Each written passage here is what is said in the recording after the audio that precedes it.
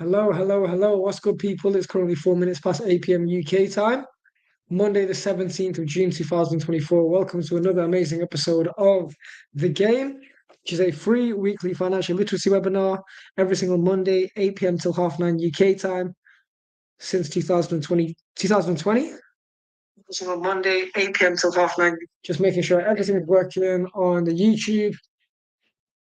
Everything is working fine. That's great. On today's episode, we've got Mr. Harding and Keish live from Startup Village in London. So I'm sure we'll be having some dope conversations with some founders. Keish, such a glitch, man, with the Matrix glasses.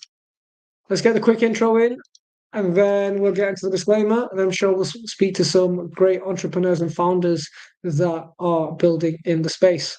So, Blockchain Sensei, we are the UK's leading Black and Asian-owned Web3 solutions and financial literacy company, founded in lockdown 2020. We solve all kinds of problems in the emerging technologies, Web3 and AI space, including but not limited to helping emerging technology companies raise capital, connect them with developers, and also position companies with strategic business partnerships, including but not limited to. If you're interested in our solution services, just email us at hello@blockchainsensei.com or hit up Mr. Harding and Keish, who mainly deal with that side of the business.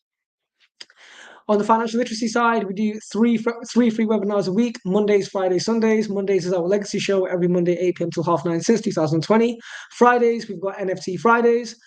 I'm talking about non-fungible tokens and digital assets, and Sundays is our charts and trading show. Also, if you're a Manchester resident, we do a free weekly in-person meetup called Create Tech every Wednesday, 7 to 10 p.m. This is highly focused on helping creators monetize their creativity with Web3 and AI technologies. I've never really said this on a webinar, but I do actually plan to move to Indonesia in sometime in September. So we've done 15 Create Techs. So I think we've got like 12. About 12 to 14 more. So if you haven't been, now's the time, because you won't catch me in the UK for a while. As of this September, that is the plan. So superjoy.com/blockchain sensei for everything that you need, including our free Telegram, free WhatsApp, and the link to our free webinars. We have a paid subscription service called the Dojo, originally at £50 a month. The 150 package, we've got one more left, and then it's $250 a month. This is where you get access to private webinars with myself, Mr. Harding and Mr. Harding and Jay. These webinars are even higher level than our public ones because we actually show a real six-figure account. We share airdrop opportunities, show results, and it's basically the real deal. Also, 100% money back guarantee within 27 days if you're unhappy. Let's get into the disclaimer, and then let's talk to some amazing people. So, disclaimer, terms and conditions. All content is for education, information, and entertainment purposes only. And it should not be considered as investment advice to buy, sell, hold any assets, nor place any trades. Please always do your own work, guys. Research. Yeah, our content is intended and should only be used for informational use only. It's very important to do your own analysis before making any investments, which should be based on your own individual circumstances. You should always take independent professional advice from a professional advisor. Are you a professional advisor, Carl? No. Are you a professional advisor, Dublin? Crypto boss? No professional financial advisors in the house. Alternatively, independently research and verify all and any information you may find on our show that you may wish to rely upon, whether you wish to make an investment decision or otherwise. All investments come with what, guys? Risky. So please always do your research. Not a financial advisor. Neither are any of my co-founders. We do not tend to be perceived or received as financial advisors. However, we're working in collaboration with several accredited financial advisors. Use me, Mr. Harding, co-host. Pick us everyone in the room. Crypto Boss Dublin, Alex, Ken, Mark. Hope everyone is well. Michael, Wagwan. Wagwan, why you say? Low. Yo, Ari, bless up to all the listeners and all of the watchers all over the world. Big up to Crypto Mondays, Jamaica, Caribbean, Trinidad, Tobago, one love. Yeah, man. Boop. Anyway, we're a bit international here. Q's just looking at me. His face that was like, what is going on here right now? It's a little bit of flavor. It's a little bit of flavor. So yeah, we are here coming to you live from Super Team's Startup Village. Now, the Startup Village is designed to basically help all of the best founders that are building on Solana get the value that they need. So if that value is a go-to-market strategy, if that value is a pitch deck, if that value is a financial model, or even if that value is just actually even understanding how blockchain works or how Solana works, that's what we're here for. Now, we're really lucky because this guy right here is actually, I've said it before, I'm gonna say it again, he's probably gonna get really shy when I say it, is the most important person in blockchain. He hates when I say it. And that's because the first time I ever saw him do a presentation about blockchain, he said, blockchain is not that important. It's not a real thing. It's just cloud computing. And I was just like, he's just simplified it so well. It's unbelievable. So I'm going to let him talk a little bit about himself and his role. He was one of the original co-founders of Super Team Vietnam, right? One of the original founders of Super Team Vietnam. He's been instrumental to Super Team UK. My right-hand man when it comes to all the university stuff and all the lecturers there. But yeah, let's just start with your favorite question. What is a blockchain, Hugh? So yeah, you already answered it. So to me, blockchain is just cloud computing. Let's phrase it this way. Today we have Google Cloud, we have Amazon Web Service. Let's say you use Google Drive. You don't ask like, where's Google Drive deployed? You deploy on Google Cloud or Amazon Web Service. I'm not going to use Google Drive because it's on Google Cloud. That's a big question. You use an app and you use an app because you like the app, right? You like the utility from it. I think it's the same thing with blockchain. Blockchain is just a platform for people to deploy application on it, and then you use application. One of the things that I really like, I think from some podcast somewhere, they say that there's no user of Ethereum, only user of MetaMask. There's no user of Solana, only user Phantom, user of Camino, things like that. So that kind of like similarity make me think like blockchain is actually just cloud computing for you to deploy your program on. But think about the way we use cloud computing now. So if you look at cloud computing now, it's actually just machine there and they install Linux and they install Windows there. And then you build your program on Linux and Windows. And Linux and Windows is operating system for you to run everything. But in blockchain, they rethink a little bit about it. Now you have like blockchain with a little bit more specific function for you to like, if you deploy a certain program on Solana, it runs really well.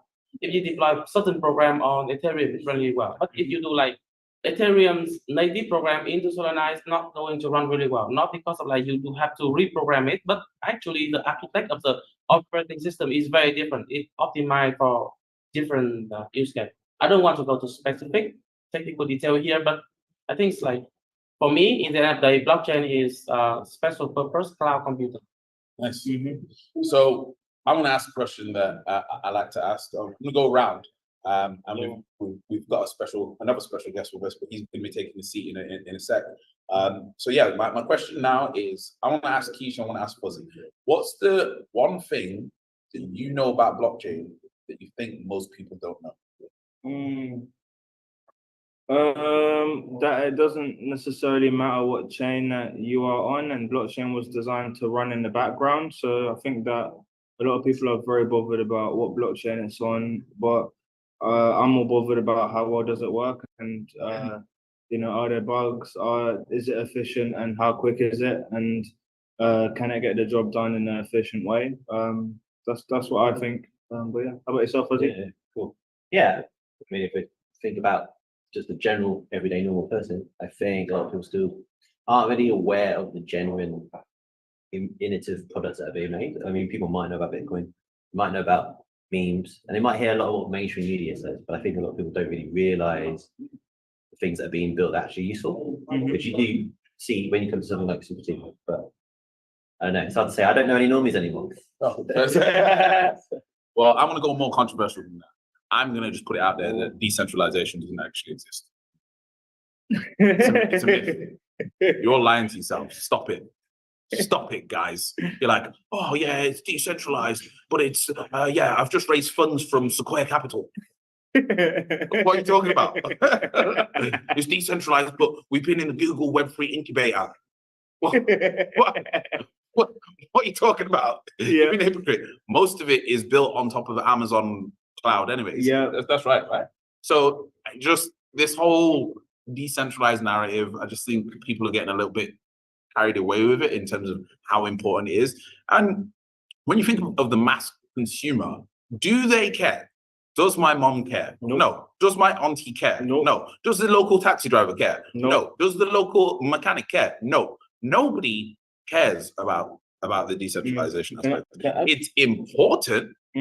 It makes things slightly more secure, but from a social standing point and a social standing high horse, I think people are very, they like one of the ones that we always drop in education pieces that most people never talk about and ignore is the fact that JP Morgan part owned MetaMask. The fact that Vanguard have been invested in Riot Blockchain, one of the oldest blockchain miners, Bitcoin miners since 2007, and Bitcoin came out in 2008. Yeah. Like, where's your decentralization?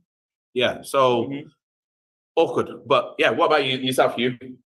Something that people don't know that they should know. So I built startups in 2009, Web2 things. So the reason why I like stopped on the Web2 and come to Web3, because let me tell you this story. So when 2009, I built startup in Vietnam. At the time, there's no cloud computing. So in 2009, if you build a website, what you do is that you go to a data centers, you hire a computer. I mean, seriously, you hire a computer and you plug that, and they will provide you electricity and other things. So the computer will run 24/7. But you have to learn how to manage your own computer. So at the time, there's a big job named system administrator or something. That was a big job at the time. Some of my friends studied the job, but after 5 years, that job just dropped on the market. There's no one do that anymore, because now, if you want to build a website, it's very easy. Just register an account with Google Cloud and Amazon Web Service, and they do all the maintenance and everything. But there's a problem there. So my startup in 2015, we built e-com, so what is that? Educational platform. So you can upload your video there, and other people can learn from your video, and you have to pay you.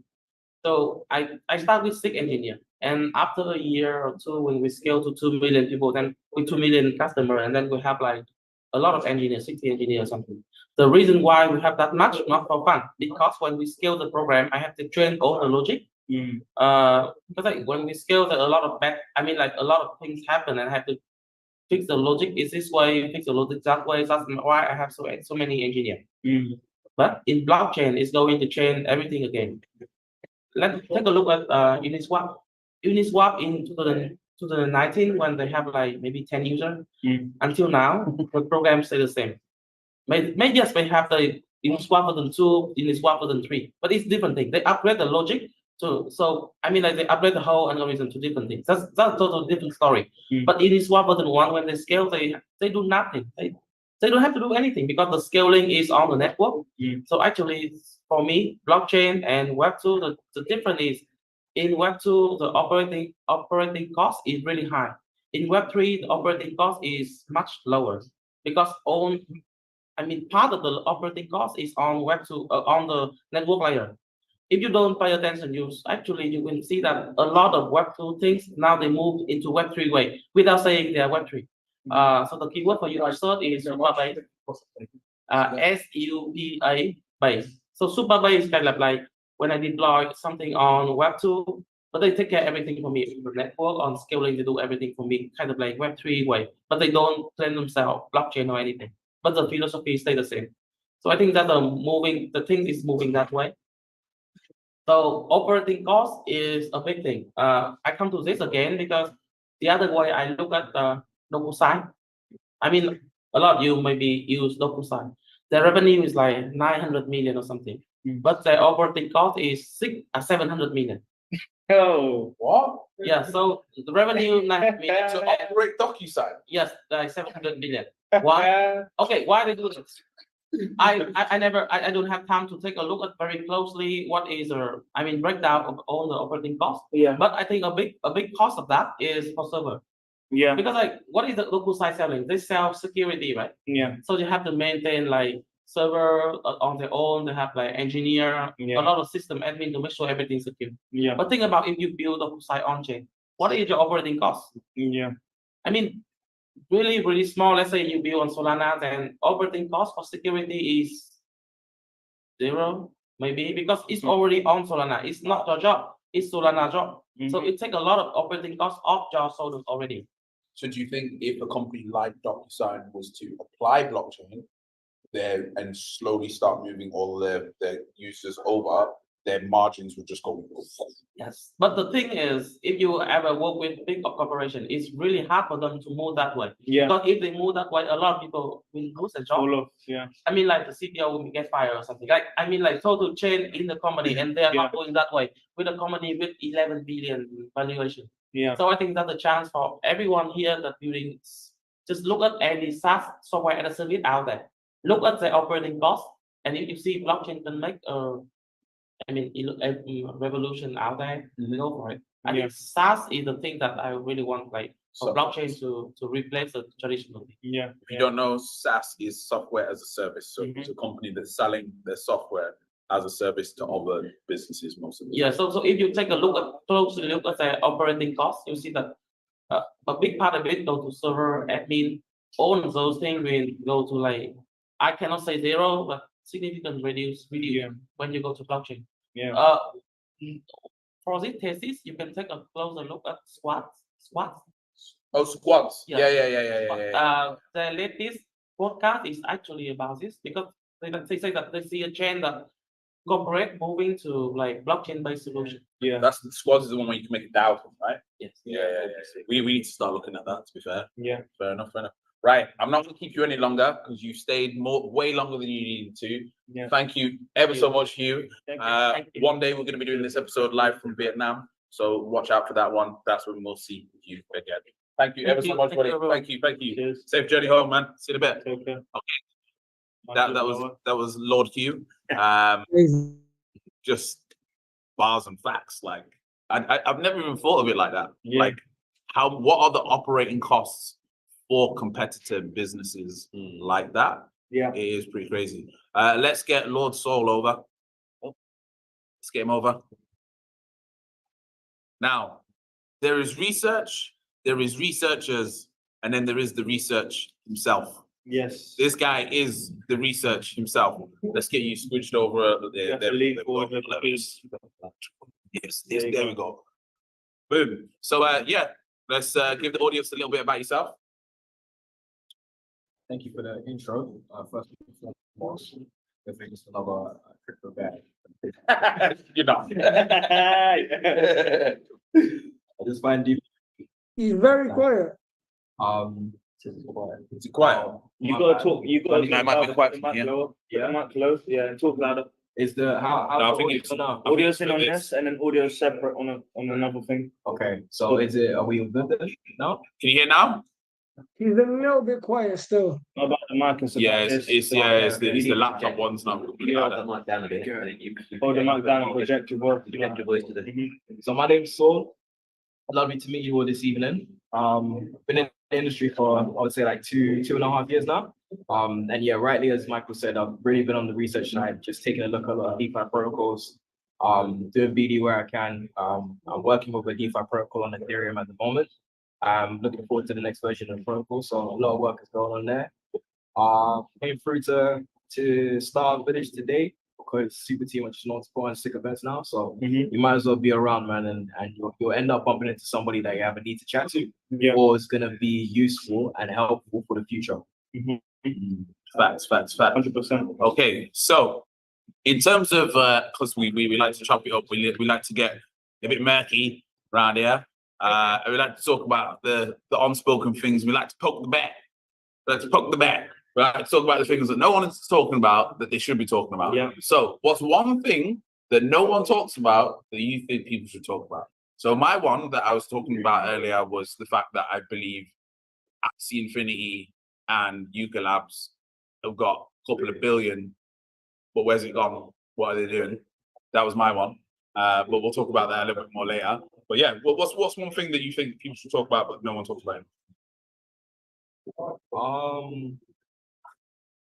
You know what? I'll be a good sport, and I won't use this opportunity to show my profile. You can slightly at the end.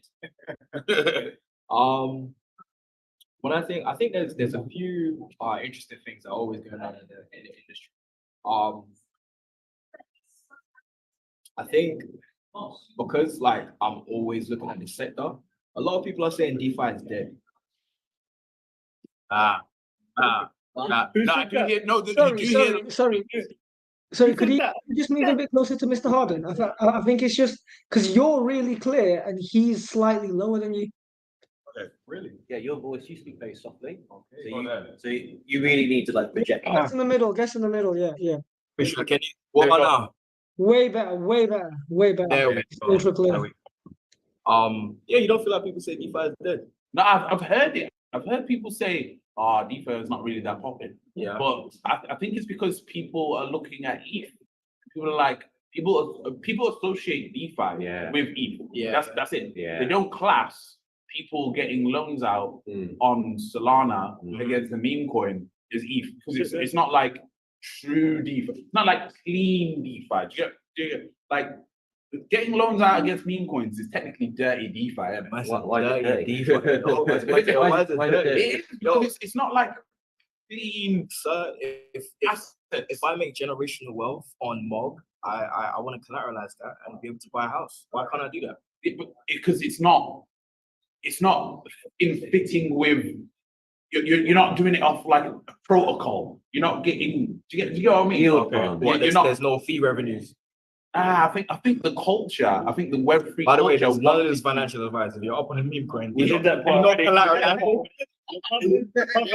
Don't worry, we did that part already. No, I think there's like this vibe of I don't know. Do you feel that vibe as well? That like if you're not, it's not DeFi if it's not from a protocol. If it's from a meme coin, it's not serious. Okay. Well, I guess from my point of view, like I'm not been in the space as long as you guys and not as tapped. But like for me, As tapped. What do you mean? He said tap. He did. I'm just saying. I'm not one of these tap DJs. As in like fully tapped into it all. But you know, I don't pay attention to a lot of the noise anymore. Like this past year, I don't listen to anything really. I just come to this stuff here. But like I'm taking out loans against NFTs and assets that I've got various tokens. So like I classify it as DeFi because wherever I haven't had to go to a bank to get a loan and I just repay it. Yeah. So like how is that not decentralized finance? Yeah. If I'm not involving a bank. It is, but yeah, just Not in the true way of how it began. That's the fact. But do you feel that the culture, the Web3 culture, classifies that as DeFi?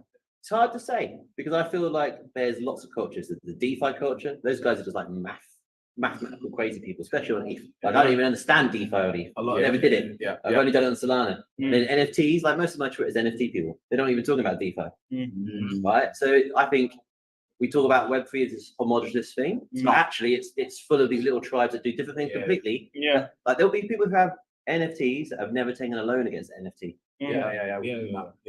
yeah. I don't think there's a lot like a whole bunch of Web3 participants and like crypto natives that actually want to take loans out against their NFTs. It's really that whole concept, in my opinion, that whole concept was only born out of NFTs that accrued a ridiculous amount of value. Yeah. And they started becoming seen as like status pieces, status symbols, and really like staples within certain like art collections. Yeah. So it would only make sense to want to be able to borrow, like unlock liquidity from it because you don't want to let go of the, your ownership of the asset. If you have like a Bored Ape where you have a few Bored Apes, crash a little bit of value, but still valuable nonetheless. Yeah. If you got a few Bored Apes, you got a few crypto punks or even one crypto punk, you don't want to sell that. Like you're literally part of internet law. And if anybody had a chance, I would argue if anybody had a chance to become a part of internet law, then they would take that chance. And I think an example of that is how a lot of people today, they want to be like YouTube streamers and influencers. It's because these people are so embedded in the culture, you can hardly forget about them. Especially if they're around for long enough. Like Mr. Beast definitely has a legacy. Whether you 100%. agree with how he's making his money or not, or what kind of content he's releasing or not, Yeah. he's Part of the background. exactly, Yeah, exactly. He's solidified. It's like Soldier Boy. Like, Yeah, no one's ever gonna forget Soldier Boy. yeah. Yeah. You know what I'm saying? Yeah. You're just part of Yeah, the concrete There of, we go. of the Make space. Yeah. Everyone dances. Yeah, it comes out.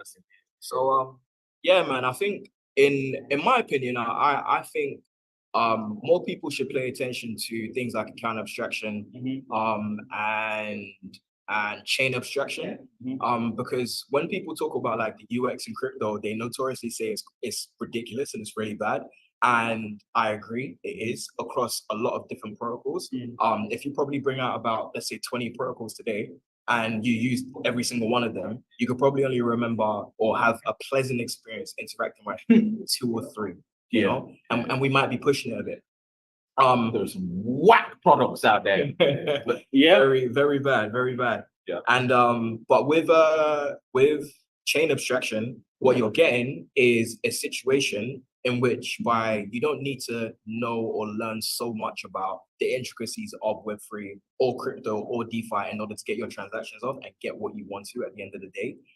This is also fused with like another concept called intent, which is basically like you communicate to the network what you want, and then a whole bunch of different people work out how to do it for you. And then another part of account abstraction and chain abstraction, which is coming today, are universal accounts. They're basically these protocols in which you go to them, you give them some information. It might be like your email or something, or you might like generate a session key or like an account, and it's basically it does what it says on the tin. It's a universal account. So you make it once, and you can now use this one interface, the same interface, and you can interact with 5 to 10 different blockchains. Doesn't matter what it is. You don't need to switch wallets or anything. It's just done all for you. And yeah, What's that called? Wallet abstraction. no, that's chain abstraction. Yeah. So within the chain abstraction space, there are these protocols or concepts, protocols or applications, creating universal accounts. And that's what he was saying, where eventually we'll get to the point where people don't even know or care what change. Yeah, in fact, it's just good product on the top. Exactly. So account abstraction in general, that's like the movement towards that kind of UX. Yeah. You've got your chain abstraction, which is you have your universal accounts, you make it once, and you have a wallet for everywhere and anything you want to do. Google can see you. And then the other side to it is intent and execution abstraction, which is when you declare what you want and then a bunch of people figure out how to do it for you. So you don't necessarily have to go from protocol A to protocol B to protocol C to protocol D to do something. You'd say Koi. I think Koi can be used to facilitate this type of flow and make it really easy to do.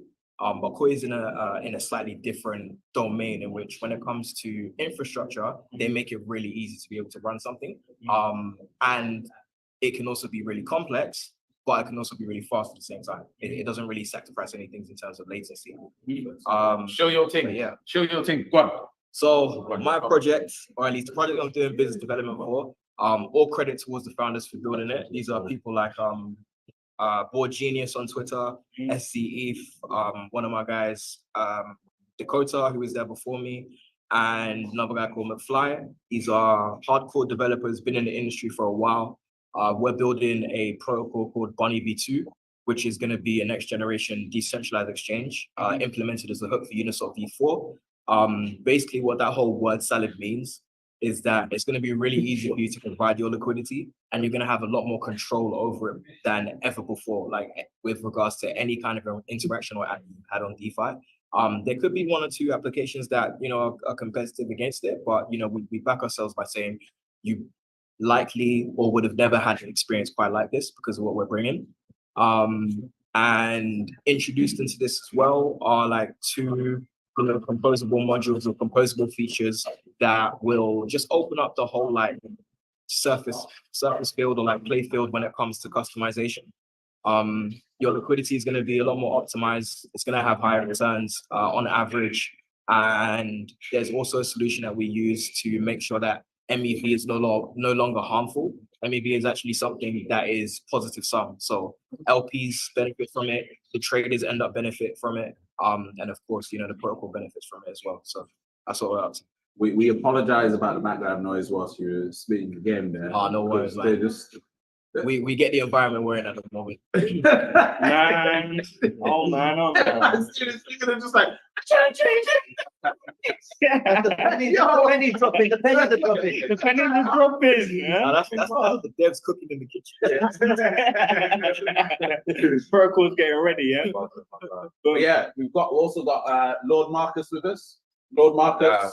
And what's the Lord today? You're Lord Marcus. You've been in the House of Lords a couple of times. Yeah. There you go, then you're a Lord, bro. He's renowned. He's renowned for being an House of Lords. 100, bro. Renowned. I wish I was a Lord, bro.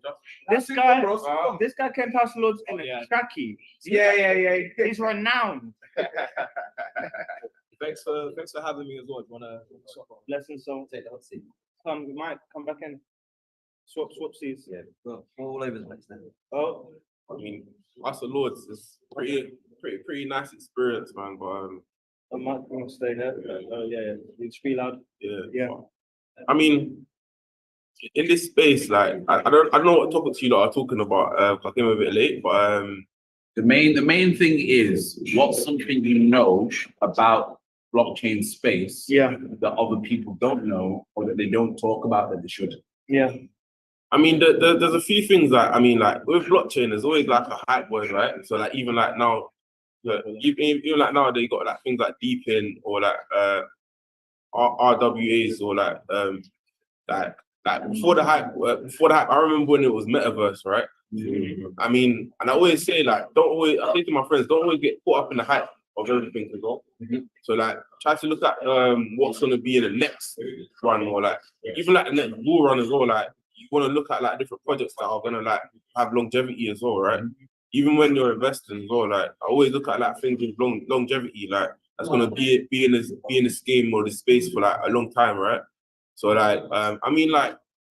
Where I look at things like I'm trying to like build a startup right now, and like it's like trying to find the right fit where it can actually like benefit one myself and two benefit other users as well. And obviously the user is so important because the user is gonna use your platforms and use the things that you actually how you actually make your money, right?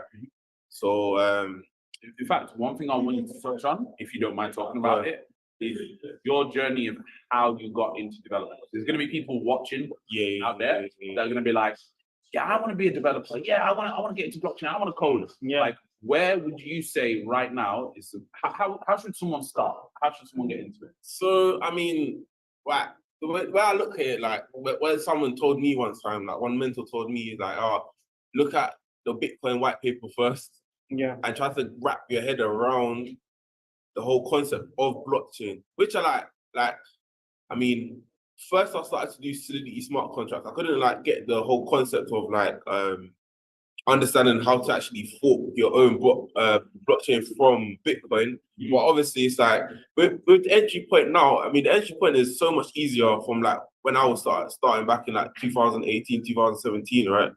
But like, I mean, the entry point is like the barrier for entry is so low that I mean, someone can draw up a smart contract on AI or like Bard or ChatGPT and like try to actually learn it and like go through the code, and they will assist you with the code as well, right?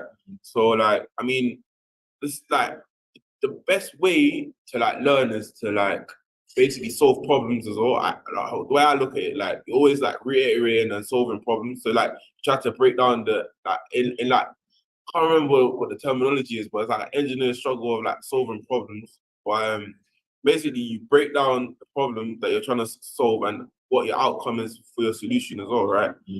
But what kind of things? So I don't know if you're willing to talk about the prize money that you got from the recent hackathon. Yeah. Cool. So like even like different opportunities as well, right? So like like right now I'm in between trying to like look for a job and build my startup as well. So I'm just trying to figure out like, because I recently I finished uni last year, but like I've just been floating about doing the digital stuff, trying to like trade meme tokens and trade different tokens, which is pretty alright for me, so I can live off. But like you want to like look for like experience. So like, what I've realized is like you want to look for like experience, especially like with other people at my university. There was like looking for job experience. There wasn't even Web3, but at the same time, it's like. I mean, you don't even need to go to university to code, basically, as well. No. And like, 100%. that is like one of the biggest like mythbusters like that anybody would want to know is all like. So like, you want to know like, even like doing like blockchain courses or like basically like educational courses, even online as well. Like learning something online is so much better. But I wish I was a self-taught coder because it was so much easier. Me going to university is like, it kind of wastes my time, but at the same time, I mean, if you want to know about like research, if you want to know about like research or like the deep dive things, you could still learn it because there's like open Harvard books or like different concepts on computer science. But in like taking a com science degree, like, I mean, you learn about like things that in like cybersecurity you would learn like mostly hashing and encryption and all these deep well thought of like concepts, because like the way I looked at it is like when I started to learn about certain concepts, it was like, oh, wait, hold on, that's like blockchain. Wait, hold on, that's what blockchain is, because it's got hashing in it and it's got like private keys. And then I looked at like how everything is just like related to like different concepts in computer science, and then blockchain has implemented it all in one. So I think that's probably the difference that you get compared to most people. Yeah. You can see the things that have been here for like 20, 30 years. Yeah. So for a lot of people, I think the concept of private keys is brand new. Yeah. Private keys is new. Blockchain created private keys, but It's 40 years of technology. 40 years. yeah, it's been here a long time. Definitely, man. So And like even like predating like Satoshi's like white paper, right?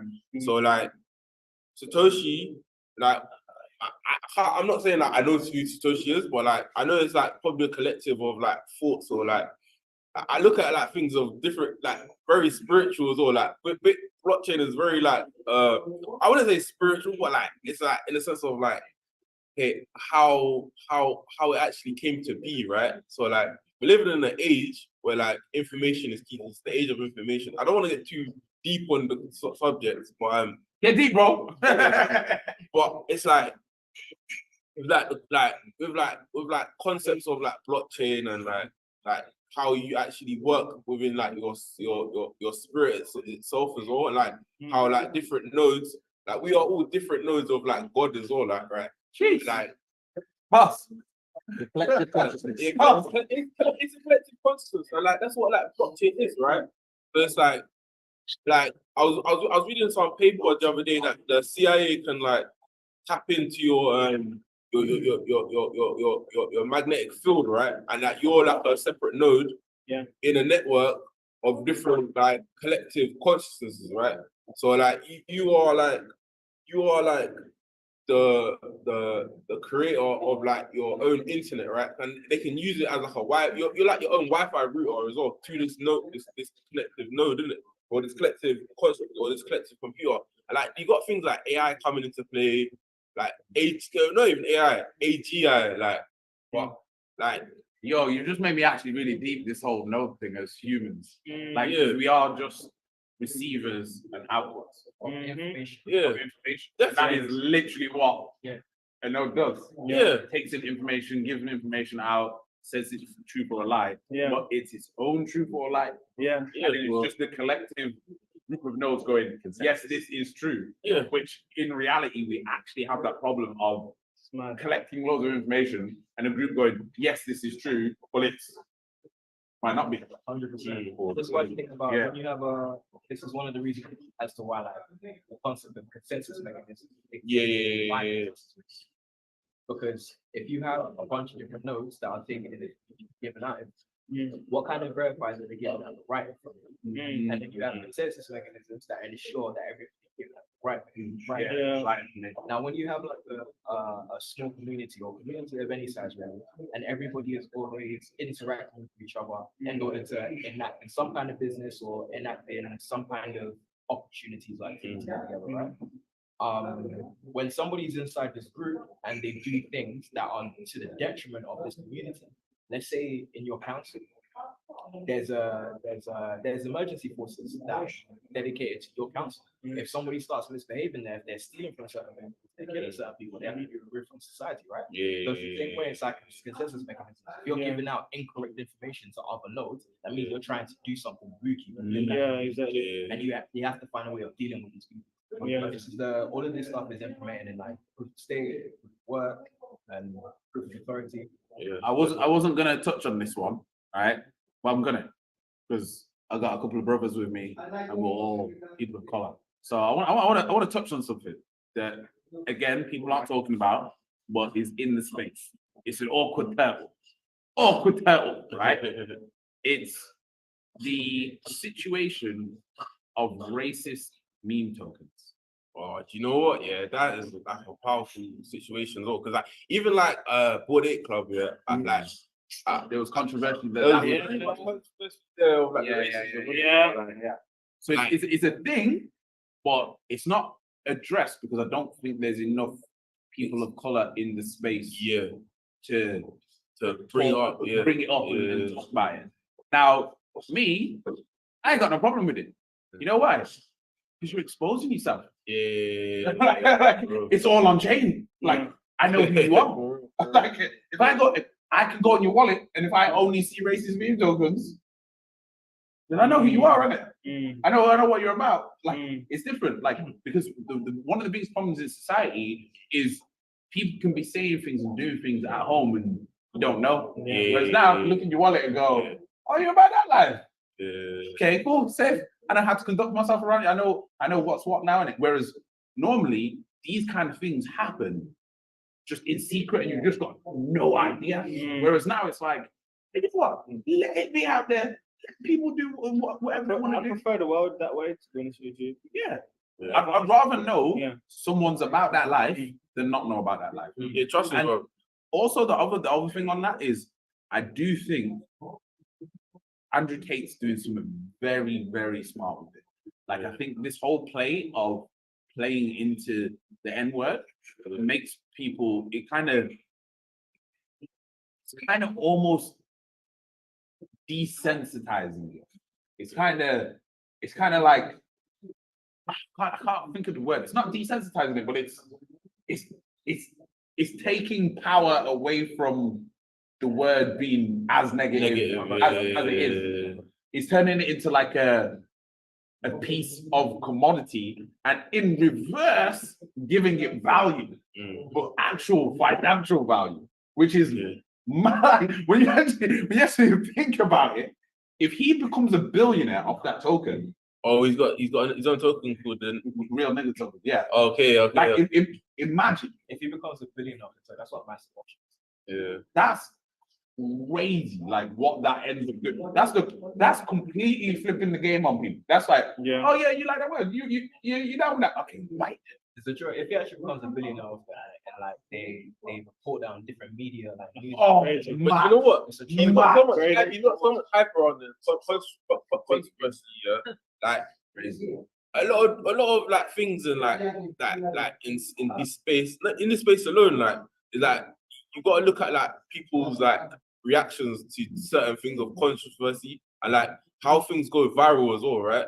And this is how a lot of these people play in it. Like I'm not saying like I know what Andrew Tate's about, but I know he's a smart guy that knows a lot of stuff between like how human behavior works in it, right? And he reads a lot of books in like how like social engineering and like how to engineer the human psyche. Yeah. He knows how to make. He plays the games. You might be giving him a lot of. You know, a lot of credit. You know what it is? Best I know is my man can kickbox. Yeah. And he can play chess. Now, do you know what it is with him? It's the same thing I say about Elon. Yeah. He's got an amazing team. The glory never goes to the team. I was about to say that. Elon. The glory never goes to the. You think it's Elon that built SpaceX? You think it's Elon that built Tesla? You think it's Elon that built all of those things on his ones? Wait, so no? Is Elon a salesman? Yeah, but he's got an engineer at heart though, because like he's an engineer at heart, but what he is the greatest recruiter of all time. That's what he is. That's like Jack Ma. Yeah. It's not you alone, because I don't think you can build multiple billion-dollar companies and have them all running simultaneously on your own. No, you never. Hell no. And you know what? See with Elon, I was watching some like documentary or something there, but he's like he researches, like he goes into the book and he starts to pick out how the how the like SpaceX he went into like the library and brought out like a bit from like rocket science and like rocket engineering. So he's not like just recruiting these people, but he's actually going into like the knowledge factor and then basically researching about it and then going into that field and then reshaping it and then say, yeah, this is it. But these are the experts that he's gonna be bringing in to the end. And that's the beautiful side of it, because he has the capability to have a conversation with the physics guy, the mathematician guy, then that engineer there, the engineer, and that gives you that unique edge and ability. And I think that's also why he's been able to hire the people he has. One thing that I've heard about him and that I admire about him is he always goes back to this concept of first principles. Like he always talks about it. And I think that's what you were talking about, where he goes to the book and looks in the book, page 1. This is what the objective is. And all of the products and the companies that he makes, they're based on first principles. So Tesla is based on, like, what does it feel like to drive? First principle. If you're getting in a car, you want it to feel good when it's driving. So that's the first thing that we need to look at. So that's what it works on. So it's the fastest car. It's the safest car. So everything else is a bonus. And that's it.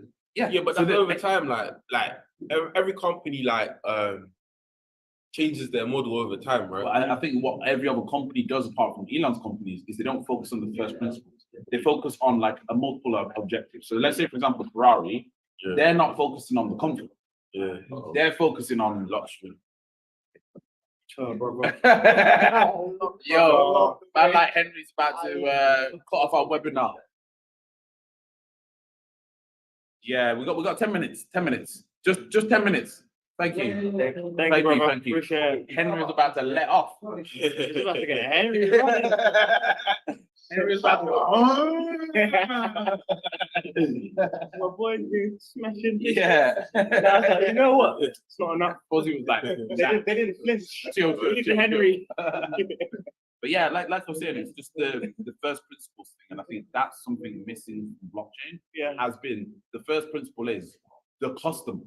Like that first principle of, okay, we are making this product for this customer. Let's make it great for the customer. It's been so much based on it's great for me as a developer or as a company to say that we did it first, but you didn't think of the customer first. 100%. I agree with that. And like all of the account abstraction stuff is working towards that. But at the same time, I would also say that it's not like all of one, a lot of the infra needs to be built out. Two, a lot of the blockchains cannot take that activity at this point in time. Solana is going down for nothing. Today the ZK Sync airdrop went down. That was ridiculous. A lot of people couldn't claim, a lot of people couldn't sell.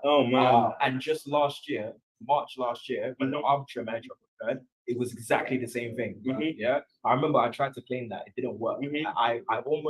I was so motivated to learn coding in about 20 minutes in order to build some kind of RPG just to get it done. But it doesn't work. You can't do that. It's impossible, right?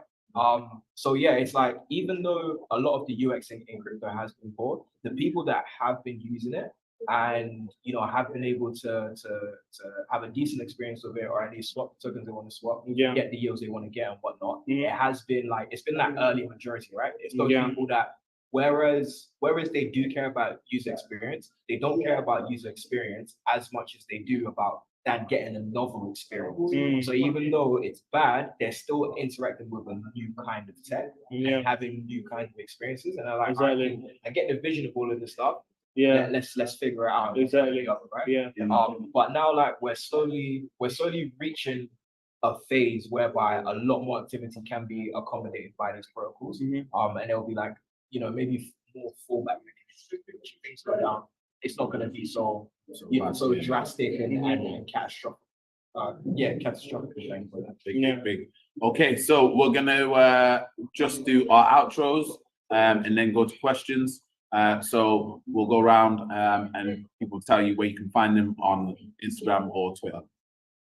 Okay, good. Myself, Hi there, guys. I think you know who it is, but I'm gonna pretend like you don't. Hi, guys. I'm co-founder, one of three co-founders of Blockchain Sensei. My name's Keishon. Everyone calls me Keish. And you can find me on LinkedIn as Keishon Rig, KEISON or you can find me on Instagram as creator Keish, so KEASH. And if you don't know how to spell creator, then don't follow me. And there you go. I'm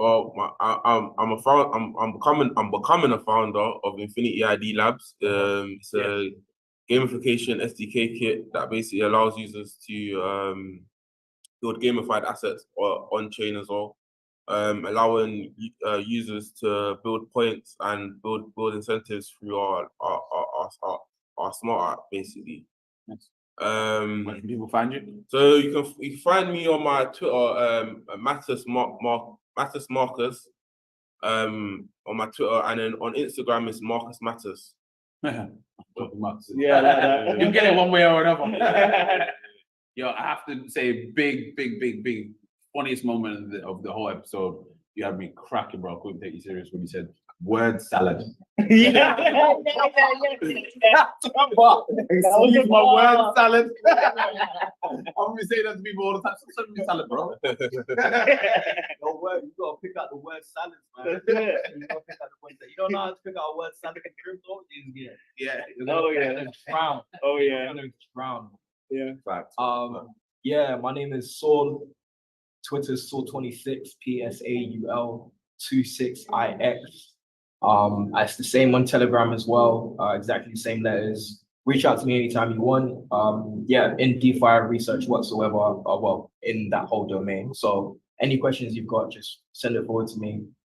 If you go to my Twitter page as well, there's like a portfolio link there. It's a bento.me/PSAULOGUN, Sologun. All my work there as well if you want to catch up.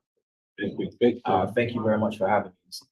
Love, brother. Love. I'm your boy, man like Mike, Mr. Hardin, CEO of Blockchain Sensei. It wasn't my choice. These guys made me do it. The events guy, the business development guy, the connect, the biggest plug, the king of the block, the node of God. Yeah, it's me. That's me. You can find me on Twitter at @1MrHarding, controversial shit only. You can find me on Instagram, I am Mr. Harding. I'm not going to actually let you follow me anyway. You can find me on Telegram, I am Mr. Harding again. Probably not going to read your message. That's me. I was about to say king of the block. And now the new one's node of God as well.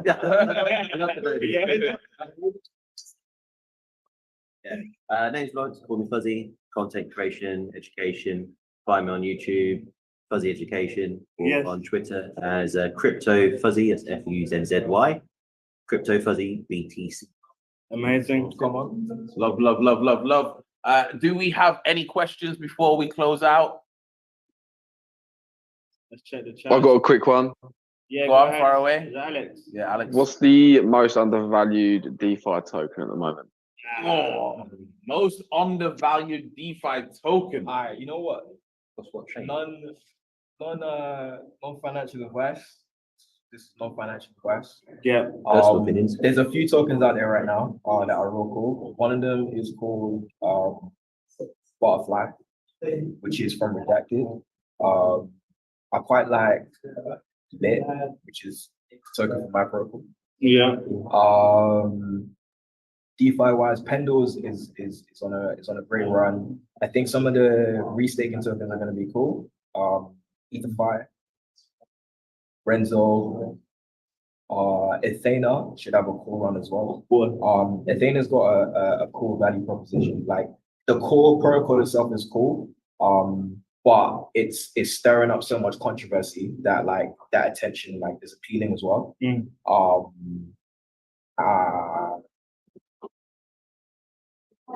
Yeah, those are the ones I can think of at the top of my head. Other than that, I would say like probably cross-chain stuff. So look at your bridges like Axar. And then when layer 0 token drops as well, that should Jeez. So Yes, I co-sign Axler. I'm super heavy into Axler. That's one of my like alt picks. So I'm glad you said it. Do you know anything about just quickly? Do you know anything about aerodrome finance? Do you have any opinions? Aerodrome. And have you looked into that? Yeah, Aerodrome is a top protocol. The only thing about Aerodrome, well, actually, no, I like Aerodrome. Aerodrome is a good protocol. If you like Aerodrome, then personally, not financial advice, but I would say take a look at the Velodrome chart, because Aerodrome is a spin out of the Velodrome team. I don't know if it's exactly the same team or if they're just affiliated, but they are working together. There's a tangible connection there at least. Look at the Velodrome chart. And Sorry, try to how do I spell that? Velodrome. yeah, Velodrome, Velodrome. Yeah, that's what I So, thought. I can't seem to. Oh, Velodrome finance. All right, are okay. you- So this yeah, is also number, automated market maker and liquidity protocol on the base chain. number one dex on optimism. So check out that chart and then look at the Aerodrome chart. Anything you don't see from the Velodrome chart, there's a chance it could or couldn't happen on the Aerodrome chart. for And me, do you believe or disbelieve that Aerodrome Finance is well positioned to be one of the biggest liquidity providers on base, or do you have a consensus on that? The question that I would ask is what decks could come onto base and displace Aerodrome and the network effects it's already generated? That is possible, but the way I look at it is, if I'm not mistaken, if I am, then sorry to the live. Aerodrome Finance were invested by Coinbase Ventures in the early stage, so I think there's something on the insider with regards to that. thing is going on. It's possible. You see, the thing with base in general is that if you can spot good early projects on base that are very quality, then the Coinbase team, I mean, the thesis in general is that the Coinbase team is naturally incentivized to back them up. Yeah. Why? Because they want to win that layer 2 competition. Of course, they're going to say it's about like, interoperability and collaboration and whatnot. No doubt. But at the end of the day, Coinbase is a business, right? So It's the interoperability if we're number one. yeah, we go. That's that's what it is. They ain't trying to be fair. That's it. I don't really think Brian's trying to play that fair game. I think the top 10 to top 5 dApps, hopefully, we can see some of them list on like the actual exchange. And like Aerodrome, like you said, if they get there, it's gonna go for a mad period. But yeah, I wouldn't be able to say, Aerodrome is gonna be the lead one, or it can see the competition. The question I would ask is, what decks do you see getting onto base and displacing the network effects displacing Aerodrome with the network effects they've already been able to generate? For me, Let me just wrap up with this. Yeah, I would argue that since price is always dictated by liquidity, right? Like Uniswap is a perfect example of first mover advantage, but not the best DEX. I don't believe Uniswap is better than SushiSwap. So, like, even if there was an actual DEX that's actually better than Aerodrome, if that DEX token is not listed on Coinbase, like Aerodrome Finance is listed on Coinbase, it won't get that push. And then even if the DEX is better, most of the world aren't investing in a coin because of the DEX. They're just investing in the coin because of the idea, because most people are not practitioners. So sometimes it's good to step outside of the practitioner point of view and then look at it from just pure liquidity injection as an investment. For me, Aerodrome Finance is set to explode, not financial advice, on several bases, but one main one being the fact that it got the Coinbase, it got a $40 million Coinbase investment, and also it's listed on the Coinbase exchange, and they're just suppressing the marketing from it. That's my theory. So you back Aerodrome, yeah? You think Aerodrome is going to be the best? I don't think it's going to be the best. I didn't say it's going to be the best, but Aerodrome is my current biggest base chain bet. Yeah, in my base chain portfolio, it takes up like 40%. Nice. See, this is what How are you not backing Brett? Ideas, different counterpoints. Like, this is what Blockchain Sensei thrives on. Yeah. And I'm gonna name and shame myself again. Remember, Mike Harden is the guy that was anti-Solana. Remember that. Now look, I'll put it out there. I was that guy. now look So, us. He's converted me. Now look us. big credibility. So it's what it is. Gotta hold my L's and take those L's, make a W. Yeah, come on. Anyway, we're gonna wrap that one there. Thank you ever so much to. Wait, sorry, Thank you. real quick. I'm so sorry. You said Uniswap is not the best DEX. Nah, it's not. So what's better than Uniswap? Dupe. Why? The UI UX, the feeling's better. No. Right. Oh my God. Wait, what's better than Uniswap? It's crap. Sorry. Someone just came to mind. No, I don't think Uniswap is the best. I think SushiSwap is better. From a user experience.